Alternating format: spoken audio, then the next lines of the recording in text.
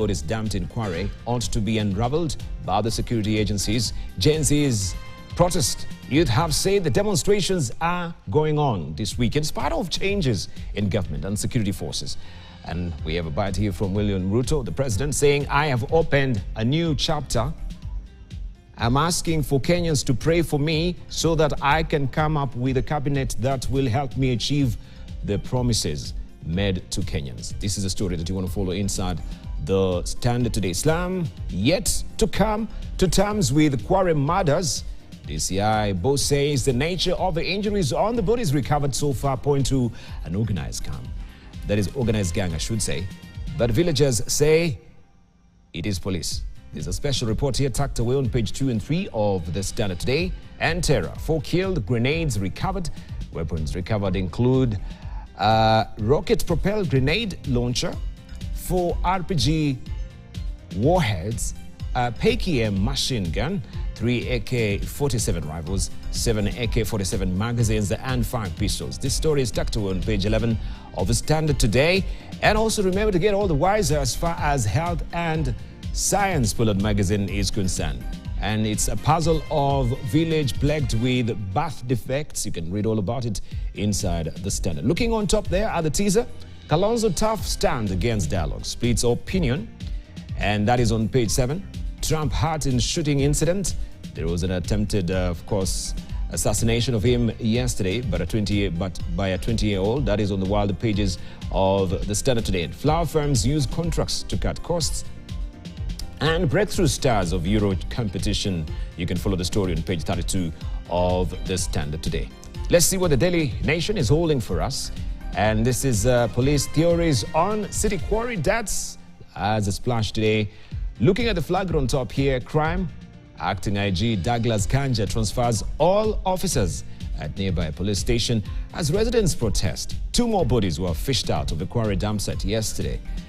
Even as top detectives Mohammed Amin said his officers are looking at various hypotheses, including the involvement of a serial killer, rogue medical practitioner, or occult activity, since the victims, all women, were killed in a similar fashion and bodies dumped at the same spot. That story is on page 2 of the Daily Nation today. Trump assassination scare as White House path gets clearer. Donald Trump was shot in the ear in an attempted assassination during a campaign rally on Saturday, an attack that will likely reshape this year's U.S. presidential race while raising sharp questions about security provided to the Republican candidate. The suspect was shot dead by Secret Service agents. And you can follow the story on page 3 of the publication today. On the sidebar, on governance, I'm fully in charge.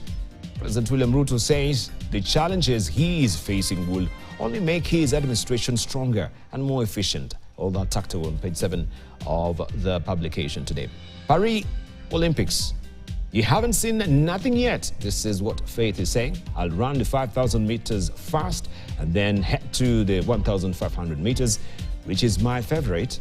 I look forward to winning again, she says. And you can follow the story on the back page of the Daily Nation today. Cracks widen in Azimio over Ruto's call for talks. Opposition coalition convenes today to take a common stand on dialogue initiatives that has the backing of ODM and its leader Odinga. And this story is on page 4 and 5 of the Daily Nation today. Ethiopian plane crash, windfall families' lawyers to be paid more. This is on page 8 of the Daily Nation today. Odinga Uhuru hit in 156 billion shillings route on new budget cuts. Raila's benefits slashed by 7.2 million shillings, while Kenyatta set to lose 92 million shillings. And this is on page 4 and 5 of the Star. And remember also, there was a hue and cry from the former president regarding these particular parks that were not remitted for almost the last 3 years, according to the recent reports that we had. And we saw how it played out in the public gallery. Austerity, job losses loom as cuts have affected payment of salaries. And you can follow this story on page 4 and 5 of the publication today. Also, you've been given a breakdown on how the cost cutting is being done, 1.8 billion shillings. This is President William Ruto's, and that, should I say, the executive, both 2.1 billion from the deputy president and 1.8 billion shillings from the office of the president. We have the Prime Cabinet Secretary, Musalia Mudavadi, 419 million shillings. First Lady Rachel Ruto, 696 million shillings. Dorcas Gachagua, 557 million shillings. Uhuru Kenyatta, 92 now. And 7.2 of Raila Odinga, 8.8 million shillings. This is also how Kalonzo's benefits will be affected.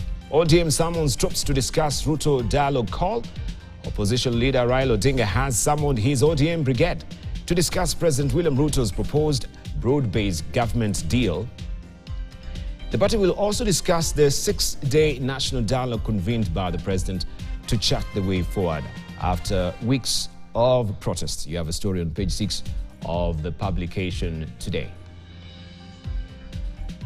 And pray for me to get right people for the job. This is what Ruto is saying.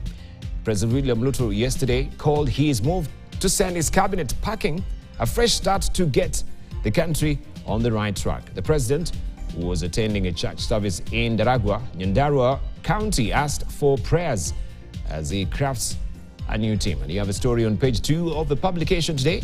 Why conferment of degrees is on ice at Maseno.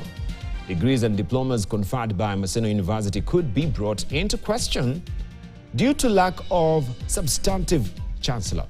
The university has not had a chancellor for the past 5 years. Following the expiry of the term of ex-Safaricom CEO Michael Joseph. Joseph was appointed for 5 years from January 2024, and his contract ended on January 6, 2019. You have a story on page 8 of the publication this morning. And also, Quarry bodies probe eyes cult, serial killer or medic theories. You can follow the story on page 8 of the Star today. A mystery as bodies continues to be spewed out of the quarry. And Raila, no dialogue. It's a standoff here. In what could escalate crisis against Ruto regime, opposition chief says he will not join discussions with individuals with blood on their hands and demands justice for lost lives. You have a story on page 4 of the publication today.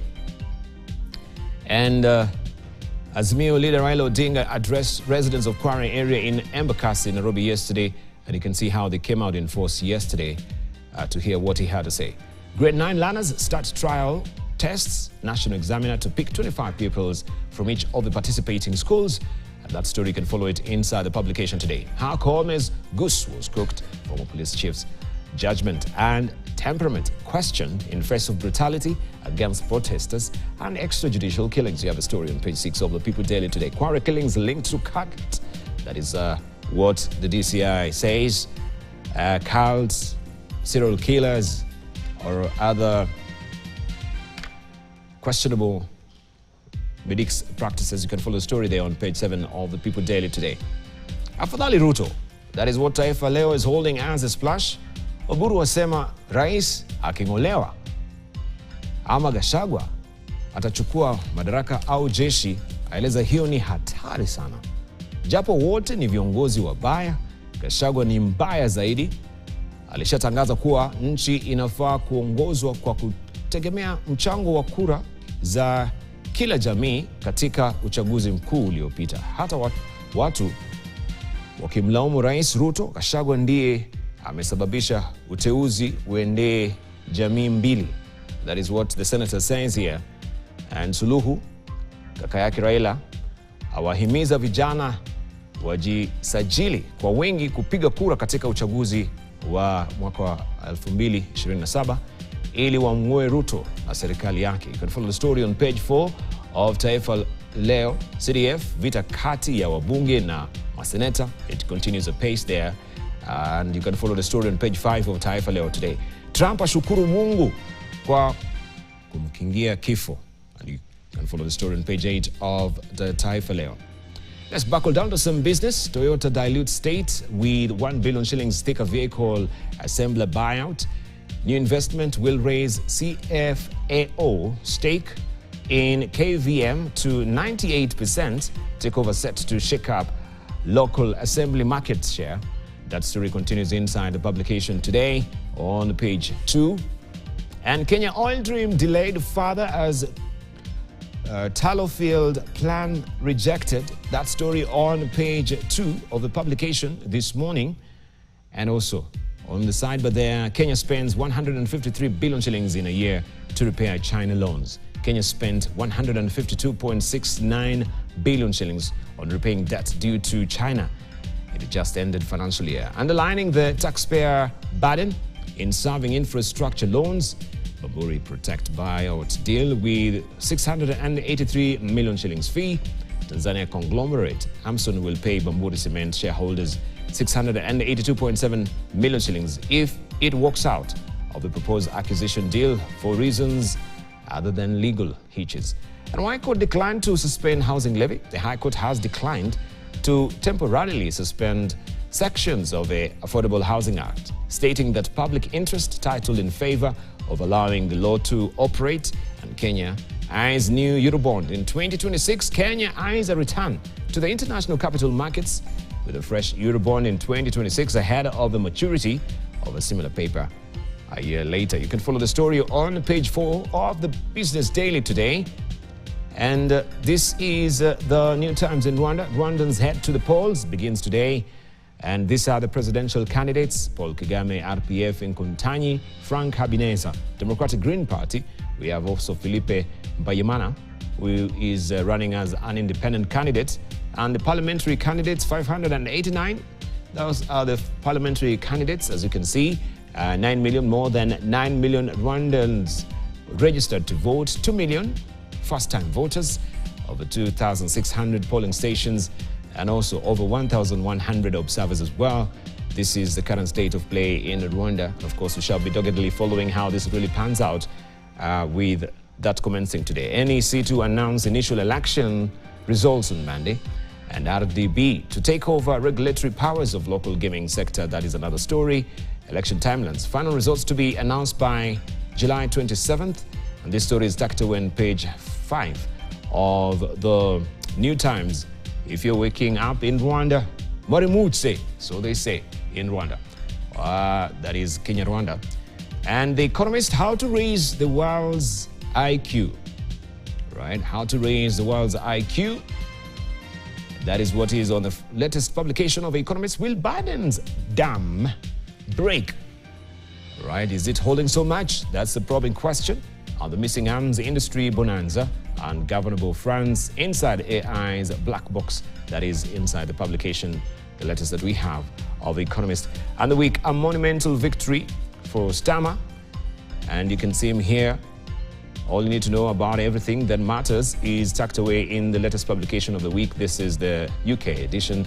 The farmer known as the King of the Fells, superstardom, came as no surprise to me. That is, of course, Eddie Murphy there. And the booming trade in dinosaur bones. That is also another story in the publication of the week. That is UK edition. And the US edition. A ban on sheep. Democrats waiver of whether to bail on Biden, since his dismal, of course, performance with the debate. This has been the quest for many over Biden's performance, that he should now step down. And this story is tucked on page 4, 6, 12, 15, and 17 of the week.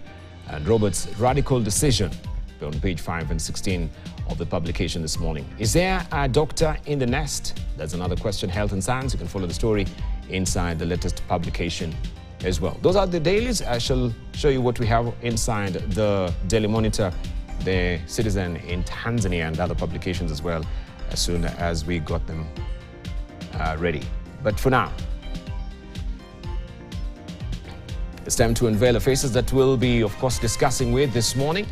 We're holding court this morning with, of course, the Member of Parliament for Kitui Central. This is Dr. Makali Mulu. Also, we do have with us as well in the studio Dr. James Nyikal, Member of Parliament of Seme, and we'll be joined much later, but also by a Member of Parliament or the Senator of Bomet, Hilary Sigay, and also Member of Parliament, Berry North. This is Geoffrey Ruko.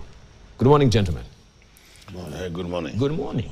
Morning. I thought you should be a bit happy. I brought you to a new home, a new, you should be all smiles and that try to congratulate me. Yeah, we'll be doing no this. There are no smiles. You just give me very stern faces, poker face. Yeah, sure. Too early. Or you need some tea. That's the mood of the country. That's the mood of the country. Yeah. So regardless of where I'm sitting, you're sitting, you try to smile. But no, this is a nice office. It's more spacious. Yeah. Fantastic. I like it. You like it? It's beautiful. All right. So tell us, how have you been? It's been a very eventful week, I should say. Last week, a lot was happening. The spilling of bodies from Kware, the resignation of IG, and also everyone is eagerly waiting to see how also the national dialogue will pan out today. We saw Wiper as well, wiping off Farah Maalim. You whipped him, so he's out of the party. So things have been actually happening at a very fast pace when you look at the political turn and turn in the country. I don't know what will be your take, Dr. Nikau, if you may just begin with you. First of all, ODM, you're being rallied the troops to talk about the national dialogue. You can see sentiments there from Oburu. Also, we've had talks regarding whether Raila should go full steam ahead with this national dialogue. He says there's no dialogue. But looking at other publications, it seems there's a lineup that ODM wants to discuss, that their cabinet secretaries' roles that will be doled out to the opposition. We're talking about the broad-based government that the president was talking about. And it seems there's something in the offing, but you're not coming forth very clearly on it. Why are you meeting today? Well, the level at which they're meeting today does not involve me, so that is still at the principal. But you're still in the party. You must be having an inkling of what is happening. So no, when Dr. we'll have... you can't be telling me that that's beyond you. You have an inkling of what is happening. So you can't just escape like you do. I'll be very clear with you. At the level of the principals, when they're actually going to discuss a matter like that, quite often we will get, after their discussions, then we will be briefed on what the matters are. We then may have a parliamentary group meeting, and then we put in our contributions. But apart from that, what I know is basically what you have seen in the papers. There was the executive meeting where the issue that came that time was, is there any way there can be a discussion to look at how the Gen Z's agenda can be supported, which I think is a good thing, because the Gen Z's are actually right, and they have led the way.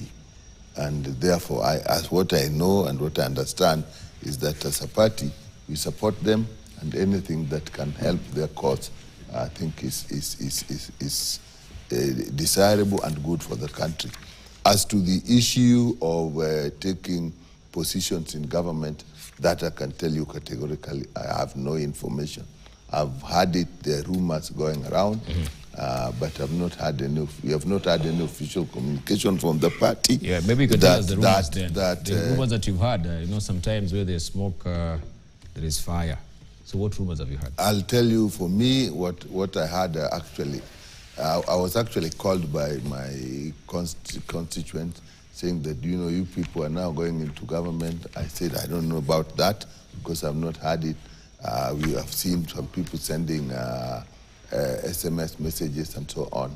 But I'm very categorical and very clear that official discussion at our level actually has not taken place. There has been discussion at the executive level that is there, but what you know is probably as much as what I know, what our party leader said in Kakamega, and then what later on he said yesterday at the Kware. Now, I know that in the course of the week, probably tomorrow, we may have a parliamentary group meeting. At that point, I will actually have information that I can stand in front of the public on the national TV and talk about. Yes. All right, we shall be interrogating that as well, but I'll be trying to whip up that particular story where we know. This one is it. It's actually in the Star today. It says that Raila summons troops to discuss Ruto's inclusive government deal. Opposition Chief Raila Odinga has summoned his ODM brigade to discuss President William Ruto's proposed broad-based government. The party will also deliberate on 6-day national dialogue convened by the president to chart the way forward after weeks of violent protest. The former Prime Minister will tomorrow chair a joint meeting for the ODM National Executive Committee and Parliamentary Group to take a position on the inclusive, yeah, the operative word there is inclusive government. The new arrangement means Ruto's cabinet could include opposition members as well as representatives from other sectors, including workers' bodies. During the meeting, Raila is expected to explain to his troops about his engagement with the president, as well as whether there has been any deal reached in light of broad-based government suggestion.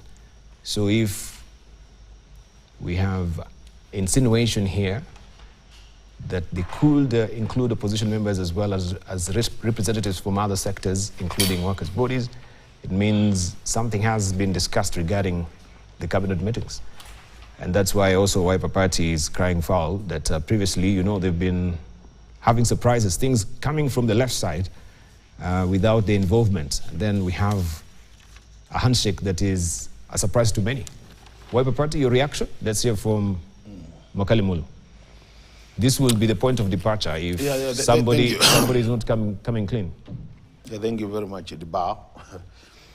Today, my day is not very good. I have a bit of flu, but I will manage. So, before I get to the issues of whether we are joining the government or not, I think there's something you said earlier about the week that was, and the week was quite eventful. I think it's important we comment on this week before we come to the issues of whether we are joining, because it's also part of what was happening. But I think to me, the quarry of death is something to worry Kenyans. And I really want to, at this point, to convey my condolences to those families who might have lost their people, because, you know, these are unknown bodies. So I'm sure people must have reported at one point a missing person report, and then we've seen this. But really, I'm sure anybody who has a report of a person who is missing must be very worried with what is happening. So that quarry, it was a very horrific week for me as I watched what was happening. And I want to single out that gentleman who was dropping down to the quarry to get the bodies from down there. But at the same time, there was a dissolution of the cabinet, which also is something which cannot just go without being, and I'm sure we'll be discussing more as we move to more details. But the issue of whether to join the government or not, I think is an issue we are all discussing as political parties. And you have heard the president yesterday, he did say that he intends to form a government of national unity. And this national government unity, there are two things the president is saying. That one of his intentions is to get the face of Kenya into that cabinet. And the second thing is to get people who are competent and who will help him fulfill the promises he did make to Kenyans during the campaigns. And then under that, then he says, I want Kenyans to pray for me to achieve that.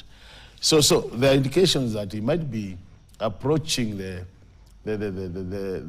our side, that is the side of the minority. And I think even though Nicole doesn't seem to really want to say it, there are indications that their party might be willing to, because we have seen names being floated, although there are rumors, as he says, but you know rumors at times in Kenya, in most cases they end up being the truth. Indeed. So the truth of the matter is, if you look at the statements made by the party chair, Honorable Mbandi, sometime in the course of the week, if you look at what the party leader has been saying, and when you look at what the social media is saying in terms of the Oparanyas of this world, the Governor Joe of this world, that they have been lined up, and then the indication to support the conversations and the national conversation, I tell you, where there is smoke, there is likely to be fire. But as from Wiper, I think our party leaders come out very clear. We had a NEC meeting this week. I didn't manage to attend because I was busy in my constituency, but I was briefed on what happened. And I think I was also a press release where, as a party, we did say that we have no intentions at all to be part of what has been part of the conversation, first of all, or the dialogue, as they're calling it, because from where we stand as a party, and this matter was very well articulated by our party leader, is that we have had a series of these dialogue sessions, and we don't seem to be gaining much from it. And I think I understand my party leader because, you know, he has been part of the co-chair of the NATCO. And having been one of the co-chair, he is very, very well versed with what were the recommendations of NATCO. And when he sits and analyzes what they recommended and what has been achieved today, I think we are all making very, very logical conclusions that some of these dialogue sessions end up just being a time-buying kind of exercise so that you manage the pressure in the country.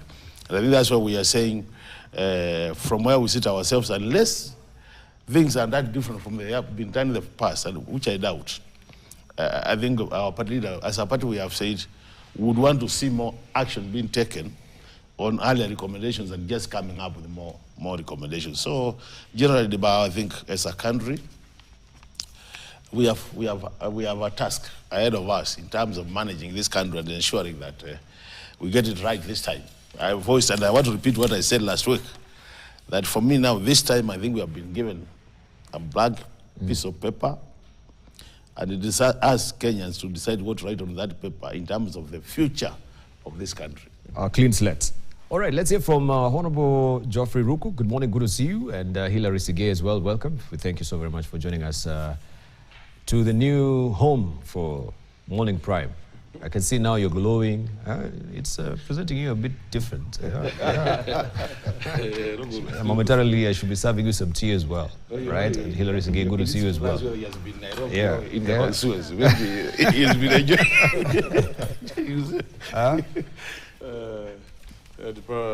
Good morning. I have been very busy in Bere North, trying to implement different projects.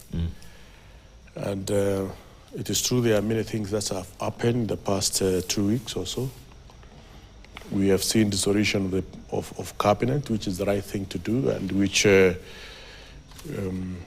we were with you in this studio or in the previous studio, where we kept on saying some of the cabinet ministers are not performing their duty as it's supposed to be done.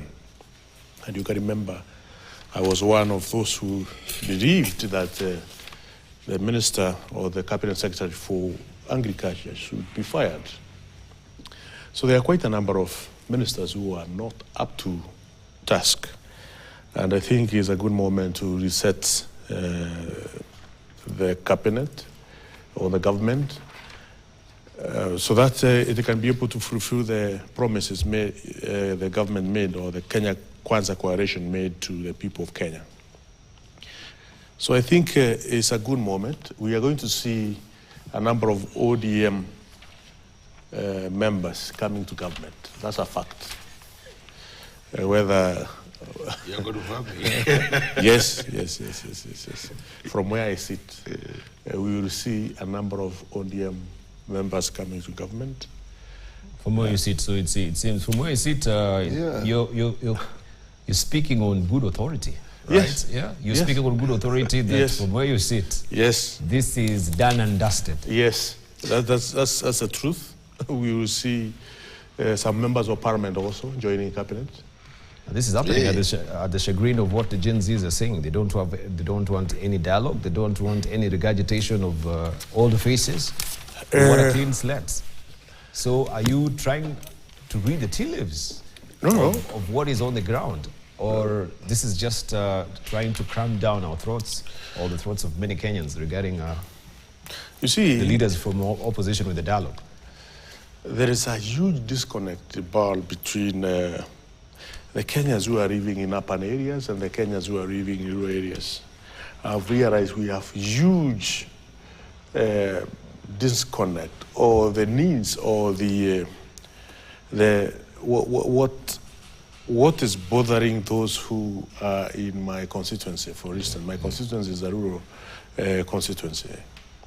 We are having problems of bad roads. We want proper, well-tarmac roads. We have having problem of hospitals. We don't have well-resourced hospitals, whether they are dispensaries or for hospitals. We have a problem, huge problem of water. No water in our household in the rural areas. We also have huge problem of power connectivity. Our household is not connected to power. So I think, and these are some of the issues which are largely not in urban centers. So I think there's some huge disconnect which we need to also discuss as leaders or as people of Kenya, as we talk about what Gen Zs have tabled. Let's also table the power connectivity in our rural areas. Let's also table issues of infrastructure in our rural areas, hospitals in our rural areas. All these facilities and amenities which are required in our rural areas, they need to be tabled. If you look at the amount of money we get from CDF to do schools infrastructure, our schools are completely dilapidated. Many schools which will need huge amount of money to get them into the shape. So there are those issues affecting those who are living in the urban areas are completely different with the issues which are affecting those who are living in the rural areas.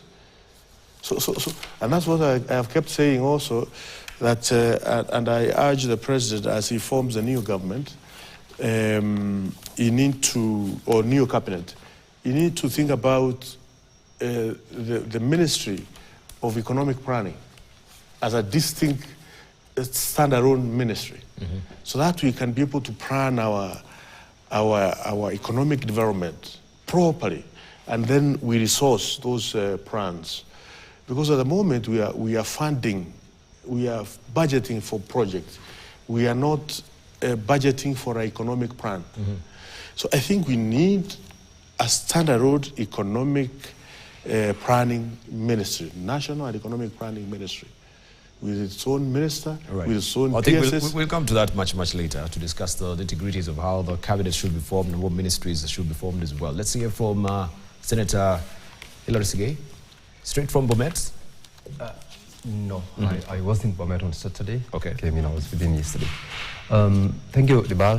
Good morning, and I'm happy to see my colleague panelists present today, particularly Dr. Nikal and Ruku, who've been missing in action for the last 2 weeks. He's been in the sky team, as they say. Most likely. He's one of the sky team that does it. I was here last week with Dr. Makali, and so it's also good to be here. It's a new place. The ambience is okay. It's good. Thank you. And as you've said, it's glowing. I hope that it will be glowing for the longest. Indeed. Because at the end of it all, we want to have it better, and it is indeed better. It's interesting times, Dibal, to be in Kenya, and I'm happy that I'm in this point in time, part and parcel of Kenyans who are experiencing what we're experiencing. Of course, besides the events of the last 2 weeks, I believe as a Kenyan, as a leader, as one of those who aspire to have a better Kenya, it is the time that we need to have a lot of soul-searching and also objective participation in even discussions and conversations that are actively going on currently in the country. You have mentioned about the massacre, the killings, the bodies which were discovered, and it's something that is worrying, not only to the families who've lost their loved ones, but also to the rest of us as Kenyans, because it's not something normal. Remember, we previously had the Shakahola stories, which led even to formation of the Senate committee to investigate and come out with a report. There was also another committee that was set up, or rather task force. This one, from what we are getting, the information we got yesterday from the acting police inspector of police, IG, as well as the DCI in charge, is that this is sort of a systematic kind of a massacre. I wouldn't call it massacre though, kind of, it's sort of a homicide where it's only women who've been killed. There are specific body parts were missing. Was it something that happened elsewhere and this place became a dump site? There's so many questions which I know, even though we ask ourselves these questions, we do not have the answers yet because this is something discovered. And it puts across the question as to the challenges that we experience. Over the last 2 weeks, we all know what we've been going through as a country. And remember, there was a reporting, by the way, that there was a massacre that went on in Githurai. Over 200 Kenyans were reportedly dead, but up to now, we haven't had any family coming forward and saying that we've lost our loved ones. And these are the names. This is the person who was killed. There are stories going around, and that's why I started by saying this is an interesting time to be in Kenya, to be a leader, to be a witness to some of these things, to also have an opportunity to talk about some of these things. Because is it associated with the ongoing demonstration? Is it a homicide? Is it some serial killer? Is it some sect that has been killing people? It's a lot bigger than just the 8 bodies that have been discovered. And the unfortunate thing is that we have now experienced involvement of activists, involvement of people who are now relating it with what is, or rather what was currently going on as regards the demonstration by the young Kenyans and the issues which have been going on. But nonetheless, as I said, this is an interesting time to be in Kenya, and would be very happy to be involved in conversations that will shape a better engagement in what happens in this country going forward. Right. And of course, I'll be remiss if I wouldn't really ask you regarding the Bomet and also the Occupy County hashtag that is ongoing on the Gen Z as well. That is one of the much later you'll tell us. Did you fail you as a senator in terms of trying to put accountability to your county, that now the Gen Zs have to come to the fore and come out in force to make sure that transparency comes to bear on the leadership of Bomet County as well? But on those stories that we know, the macabre killings that have been happening around and bodies being dumped at the quarry, 2 more bodies have been retrieved from the quarry dump site in the Mukuru-Kwa Njenga informal settlement, bringing the total number of retrieved bodies to 17. Director of Criminal Investigations, Mohammed Amin, says police are pursuing several possible leads, including cults, several killers, and rogue medical practitioners, as Vera Mora will report.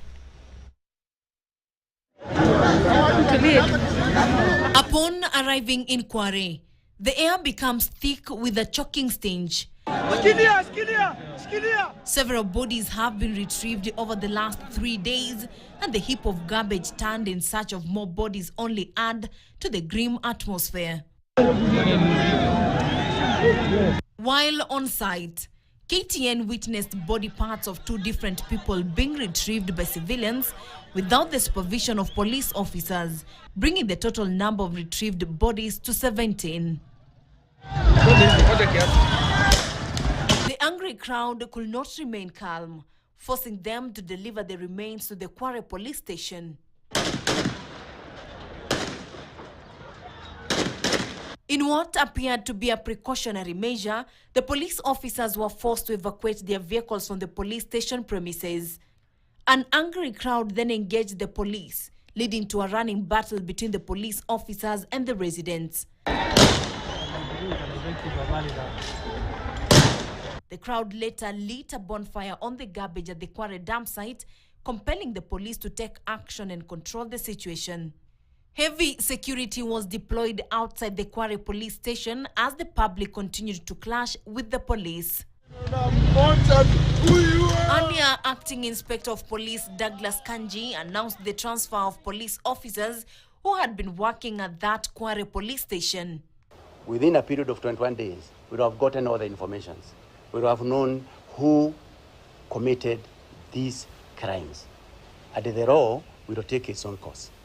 If you look at the way the bodies have been disguised and packaged, all the same. If you look at the place the bodies were thrown into the dump site, just one spot, I get the same. So what are we really looking at? Are we dealing with a cult that is associated with criminal activities? Are we dealing with serial killers that are also associated with criminal activities? Or even, could we be dealing with rogue medical practitioners? Azimio leaders have condemned the discovery of dismembered bodies of young female wrapped in sacks at the Kware dam site in Mukuru Kwanjenga slums. Kware residents now want the government to bring investigations on this case to a speedy end. Vera Mora, Kitten News, Nairobi. Now, President William Ruto has promised Kenyans a new dawn. Even as he prepares to form a new cabinet, the head of state is now seeking divine intervention to wisely pick a new team of cabinet secretaries after dismissing his previous one. Speaking when he attended a church service in Ndaragwa, Nyandera County, Ruto urged Kenyans to have confidence in his leadership, promising to constitute a transformative government. And here's Ken Gachuhi with more details.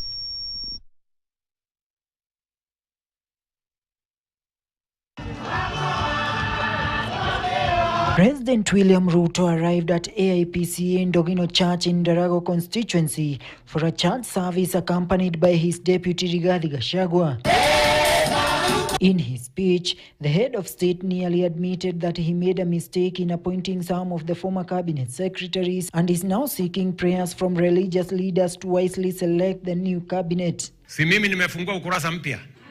Hii serikali iko hapa mbele. Muniombe. Ndio nipange kabisa nipate wafanyikazi watakao nisaidia kutimiza ahadi ambazo tuliwekeana mimi na nyinyi. Mimi nikiwa msaidizi wako nina ushuhuda ya kwamba uko na bidii sana. Lakini ukikosa timu nzuri ya kukushikilia na kukusaidia, rais utapata matatizo. The president exuded confidence that the government under his leadership will revitalize various sectors of the economy, acknowledging that some of the hardships faced by Kenyans are necessary for progress. Unajua saa ya kuzaa mtoto si rahisi. Iko maneno hapo. Ndio hii transformation ya Kenya tunajaribu kuizalisha. Ndio mnaona iko msukosuko kidogo. Lakini saa ile mtoto amepatikana si mambo inakuwa sawa sawa. Na furaha inakuwa tele. Kwa hivyo msikuwe na wasiwasi. Huyu mtoto wa Kenya, transformation ya Kenya tutaizalisha na Kenya itakuja kufurahi. According to Ruto, the main economic challenge facing the country was its external debt, which is said to be audited. Hatuwezi kuendelea kuwa ni nchi ambayo inakopa madeni kiholela. Hata nimeweka jopo maalum ichunguze hii madeni. Hii madeni ya Kenya ni kiasi gani? Hii madeni ya Kenya ilifanya kazi gani? Na hii madeni ya Kenya tutazuia isiharibu nchi yetu kwa njia gani? So that we can have a country that is steady, that is stable, that is prosperous, and that carries the aspirations of the people of Kenya. On his part, Gachagua, who has been facing a backlash over closure of bars in his backyard, accused some of the political leaders in the region of colluding with government officers to hinder progress in the fight against alcohol and drug abuse. It is unacceptable that people can sit in government and decide to bring back poison to kill our children. Mimi juzi nimeita mkutano, niuliza ni kwa nini mabarua inatoka kukubalia pombe ya kuua hii watoto. Hawa wenye kuandika mabarua hawezi kuja kwa hiyo mkutano, wananidharau. Mimi nataka nikubaliane na Deputy President. Hakuna officer mwingine tena ataruhusu pombe haramu iuzwe, watoto wetu waangaike, watoto wetu wakose namna, watoto wetu waishi kwa maisha mabovu ati kwa sababu ya biashara ya watu wachache. President William Ruto pledged to make a personal contribution towards completion of the church. His offer coming days after he barred public officers from contributing in fundraisers commonly known as harambees. Kuna watu wametusukuma sana ati hata harambee muache kanisani. Sasa tumeuliza hii kanisa itajengwa namna gani? Uzuri hiyo sheria italetwa kwenu kwa ile public participation. Kwa hivyo hii kanisa yenu mimi naona mmeng'ang'ana, mfanye hesabu ni shilingi ngapi, munipatie niandike check. Ken Gashuhi, KTN News.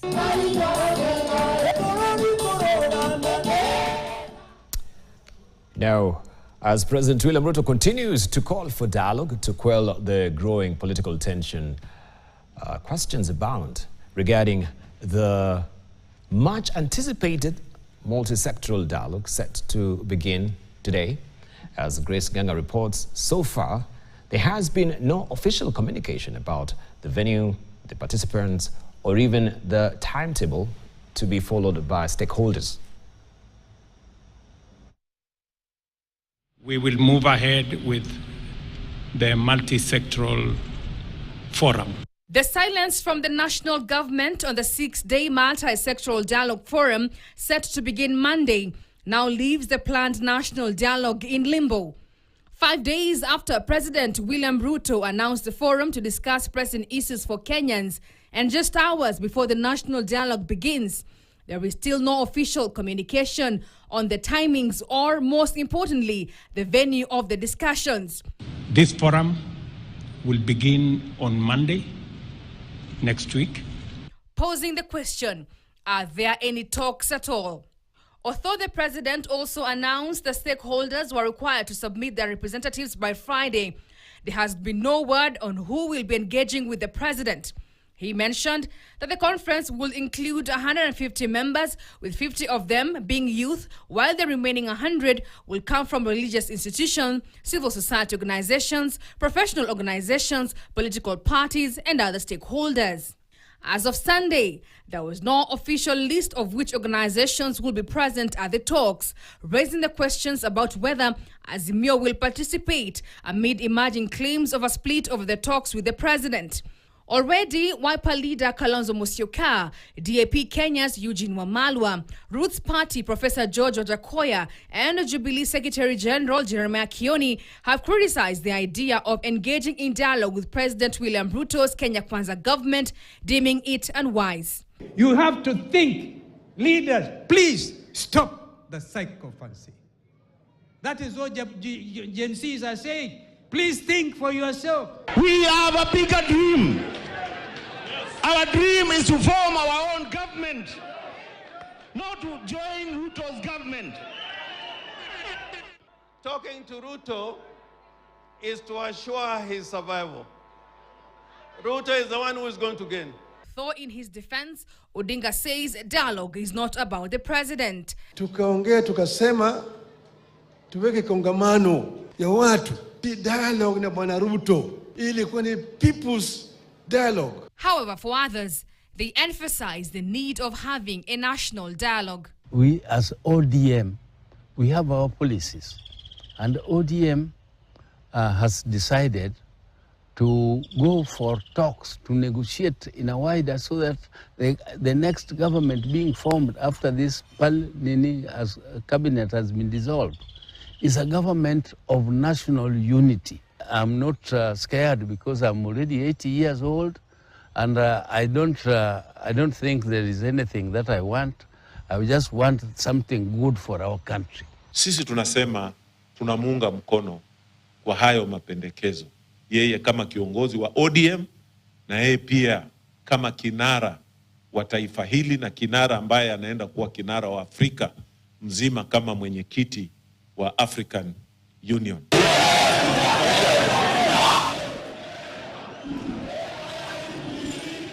The leaderless, fearless Gen Z have consistently expressed disinterest in any power-sharing arrangements among the political class.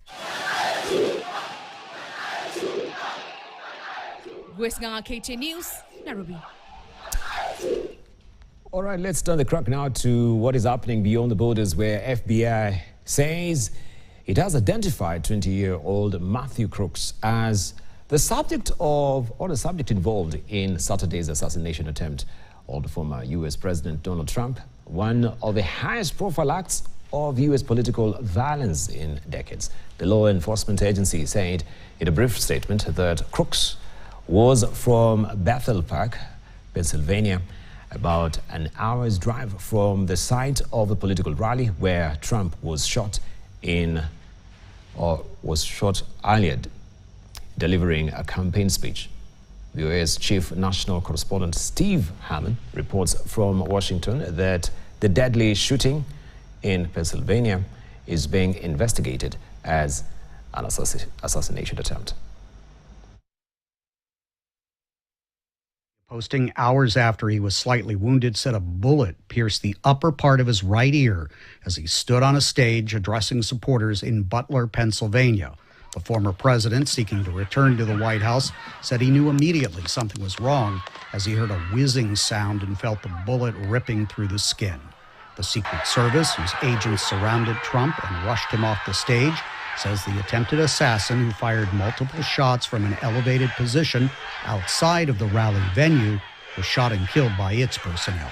It confirms one spectator was killed and 2 others were critically injured.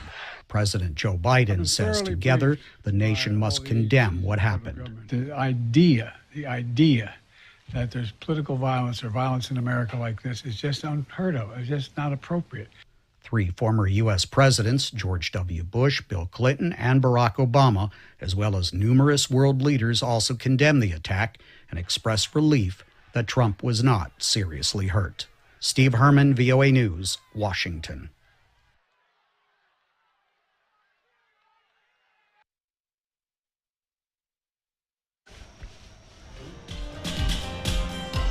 All right. We pray, of course, for his quick recovery. As far as assassination is concerned, here in the country as well, we continue to be of course, beleaguered and befuddled by what is happening with the macabre killings that we can see, and more bodies continue to be spewed from the quarry, and people are having questions, niggling worries as well for their lives, and even some metaphysical appearances to Paris, the sister of one of the victims, that led to the realization and the discovery of many bodies that have been dumped at a quarry that is in Kurukwa and Jenga. So we continue as a country to pray honestly with what is happening. This is quite queer times that we're living in, where man and their conscience does not really care a fig about their neighbors, and this is man's inhumanity to man as we're experiencing it here in the country. The macabre killings, I cannot even continue to talk about it. I come slow of words, where one will take a so-and-so, a brother or sister, and dismember some of their, of course, bodies, their phalanges as well. As we can see it here, these are some of the questions that are hanging on the rafters of many Kenyans. And we continue to pray for our country that God will look our way in these trying times as we continue pace. Also, with the political upheaval that is happening, quite a big paradigm shift as far as politics is concerned. The Gen Zs are not drawing back. They're going full steam ahead and saying tomorrow we come.